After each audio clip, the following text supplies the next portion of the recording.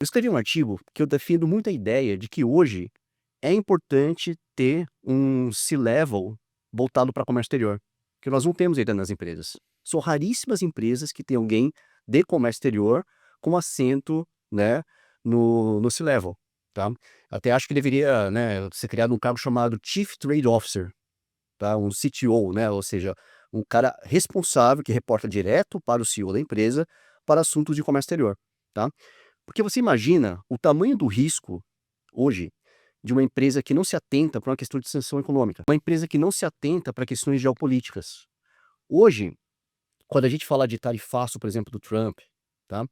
Você percebe que a questão geopolítica está totalmente, como que eu posso dizer, a gente percebe uma mudança muito grande nessas questões, tá? Então novos acordos começam a surgir, novos países, se tornam aliados de outros, tá? Que antigamente não tinha essa aliança, né? Você tem que buscar novos fornecedores, porque a questão da tarifa acaba impactando muito a tua empresa, tá? E não somente isso, outros temas que já são mais característicos, né? Se você erra uma classificação fiscal de um produto, não recolhe imposto de forma correta, se você não considera um acordo internacional, você acaba pagando imposto que não precisaria ter sido pago, tá? Então, a área de comércio exterior, hoje, como eu falei, não é mais aquela área que era no passado, né? Totalmente operacional, eh, repetitiva, atividades repetitivas. Hoje é uma questão totalmente estratégica. E por que que as empresas não têm esse cargo, se levam alguém específico de comércio exterior, tá? Então faria todo sentido, né, hoje algumas empresas já têm essa estrutura, mas ainda é algo muito raro no mundo inteiro.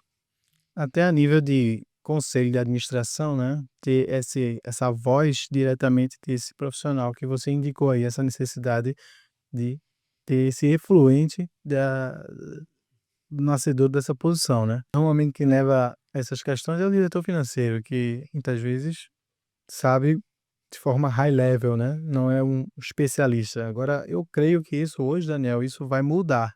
Com toda esse panorama geopolítico que você falou, eu creio que isso vai mudar. Exatamente, exatamente, Rodrigo. Eu vivenciei um pouco desse mundo, né, quando eu trabalhei na Vision, né, dando um pouco de continuidade aqui na minha carreira, né. Entrei na KPMG, como sócio-diretor, fui promovido a sócio, tá, e depois eu recebi um convite que foi realmente algo que mais me deu, orgulho na minha carreira, que foi para assumir a liderança de customs da consultoria na América Latina, né, desculpa, na América toda, né, inclusive Estados Unidos e Canadá, tá. Então eu tinha ali na KPMG a missão de coordenar 300 profissionais na área de customs, né. Então, nós tínhamos o líder global de customs, eu era responsável Américas, tinha um responsável Europa e um responsável pela Ásia, tá. E era um comitê executivo ali da área de customs, tá. Então, realmente ali foi algo que me encheu de orgulho, né, por um convite. Normalmente essa posição é atrelada ou é atribuída a um americano, tá, mas não foi atribuída a um brasileiro, né, que liderava inclusive a área dos Estados Unidos, tá. Mas eu sentia falta de uma coisa na minha carreira ainda, que era justamente a questão da experiência profissional fora do país, que eu não tinha, né. Eu fui de trainee a sócio, sempre no Brasil, e como eu comentei, a KPMG naquela época não pôde me oferecer essa oportunidade. Mesmo com essa posição global, eles não te deram a possibilidade de você, por exemplo, morar nos Estados Unidos? Não, porque as empresas são totalmente independentes, Hum, né, então apesar de ter, essa liderança Américas, né, eu era um sócio da KPMG Brasil. firma, Brasil. Tá, então não precisava realmente, ter uma necessidade muito grande mesmo, né, de contratar um profissional, nos Estados Unidos, aí eu tornaria sócio de uma empresa americana e não mais sócio da empresa brasileira, tá, mas é algo um pouco mais complexo, né. Então naquele momento realmente não foi uma oportunidade que eu tive, estava muito feliz, né, e aí surgiu, né, essa oportunidade de ir pra Vistion, tá. A Vistion era minha cliente na época de KPMG.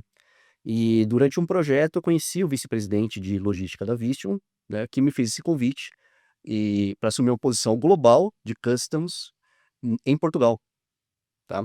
A Vistion, apesar de ser uma empresa americana, a maior fábrica da Vistion fica em Portugal, lá em Palmela, né. E aí foram alguns meses de namoro, de negociação e tal, e eu resolvi encarar esse desafio de novo. Era uma oportunidade que eu queria muito, né, que era morar fora do país, e Portugal é um país atrativo, né. Eu acho que tem uma facilidade de adaptação para os filhos, pelo fato da língua, a cultura muito semelhante, o clima, né, muito bom também, é parecido com o clima aqui no Brasil. Então, eu resolvi aceitar esse desafio, tá. E aí, em 2023, fiz as malas e fui para Portugal, tá. Eh, a única coisa que eu combinei com a minha esposa naquela época foi: "Vamos aproveitar ao máximo essa oportunidade", tá. E nós fizemos isso muito bem, tá. Então conhecemos mais de 10 países na Europa, né, e fomos todos, tá. Eu, minha esposa, meus filhos e meu cachorro também, né. Meu cachorro foi pra Espanha 4 vezes, né, então é bem viajado, né.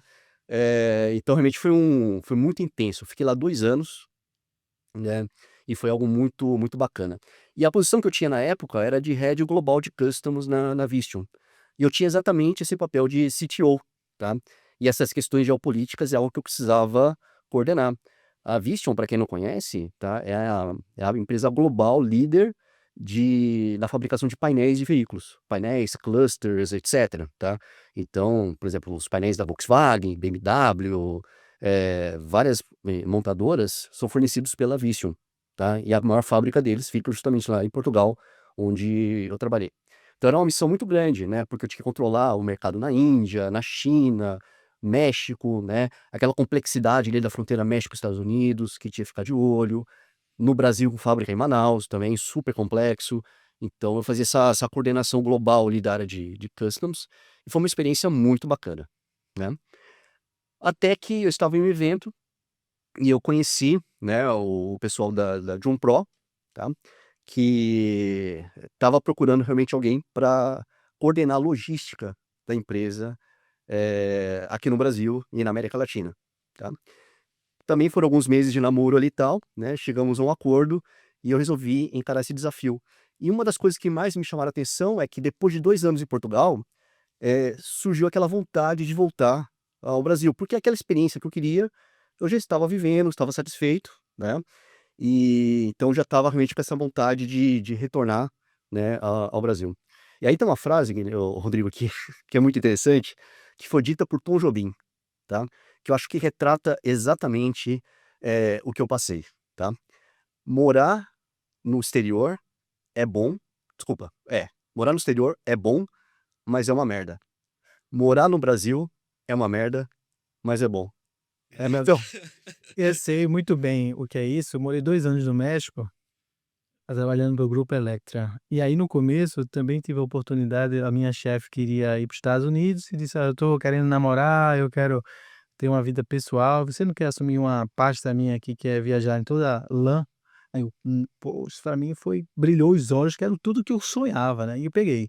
Só que depois de 2 anos, cara, fazendo isso também, deu tipo um overqualifying nisso aí, um burnout de tanta viagem, tanto tinha semana que eu ia para 5 países, e eu tive vontade de voltar, incrivelmente foi isso, né. Hoje eu confesso que eu me arrependo, eu deveria ter ficado lá e eu estava a me casar, dentro daquela história que eu te contei, e aí eu já tinha, um apartamento no Recife e tal, e a minha mente me traiu, que eu quero voltar para o Brasil, eu fiquei nessa, eu quero voltar para o Brasil, eu quero ir para o Brasil, eu quero ficar no Brasil e voltei, né. Aham. Hoje eu gostaria de ter ficado lá, porque eu tinha um grande sonho também não realizado, que era morar nos Estados Unidos. Sim, sim, sim. Tinha muita vontade de ter essa experiência de morar nos Estados Unidos.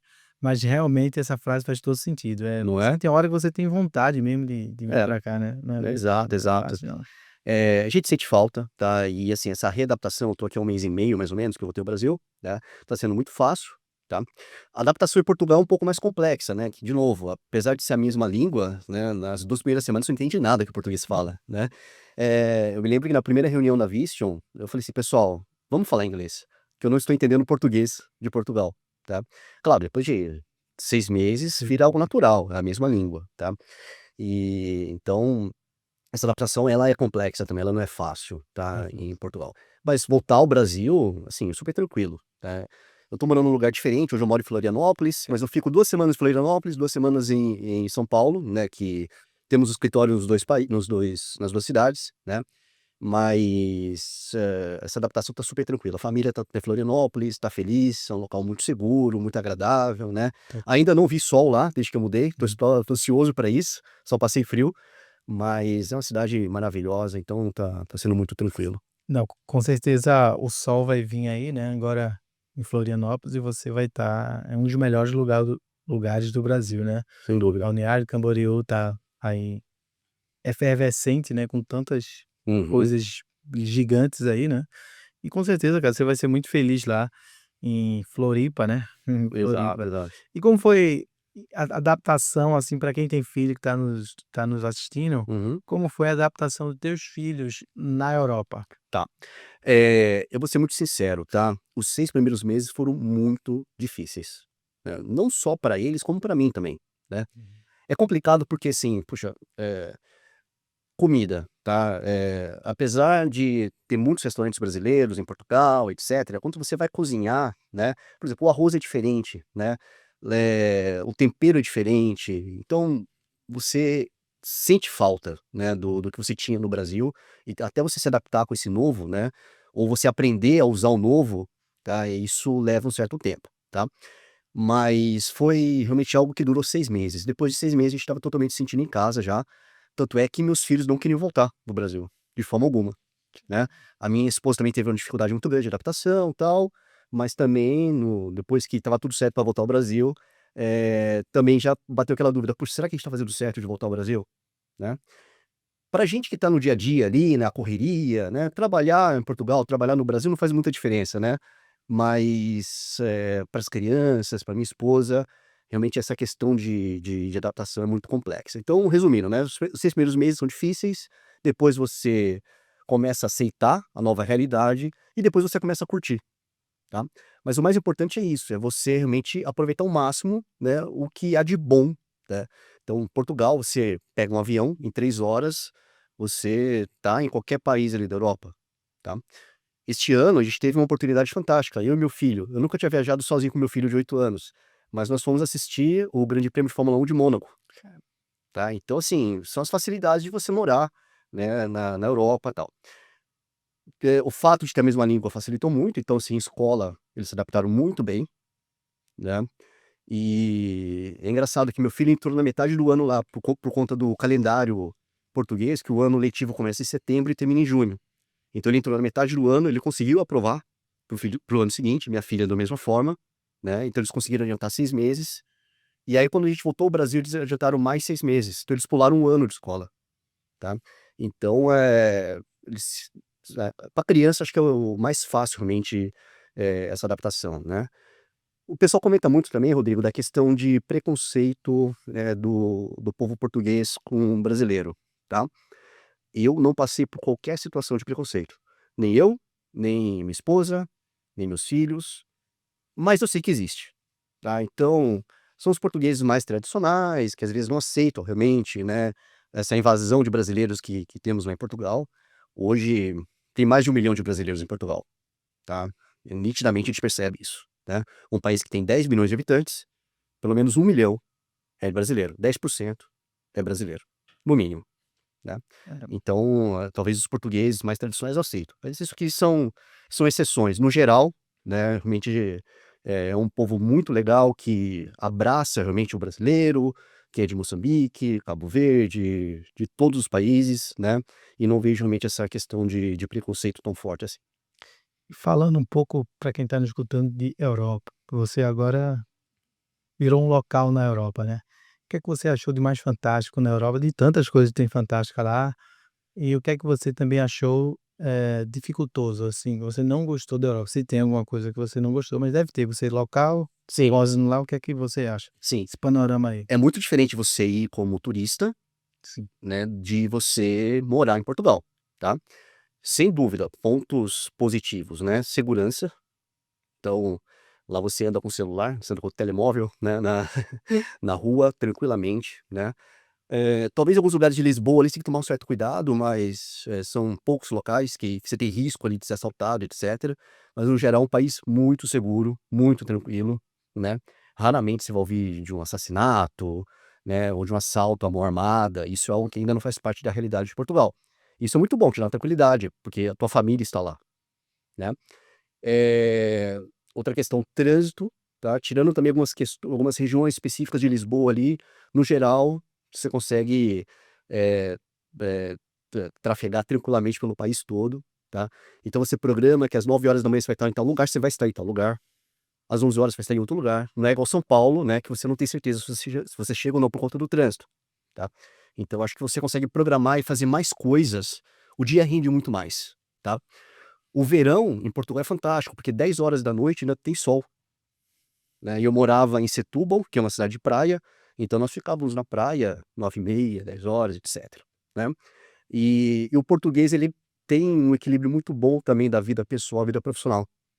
Então é raro você ver um português trabalhando 10 horas da noite, 9 horas da noite, 7 horas da noite, né? Porque ele sabe que ali é o período que ele vai aproveitar a vida, tá? Então ele trabalha de forma intensa durante o horário que tem que ser trabalhado, mas depois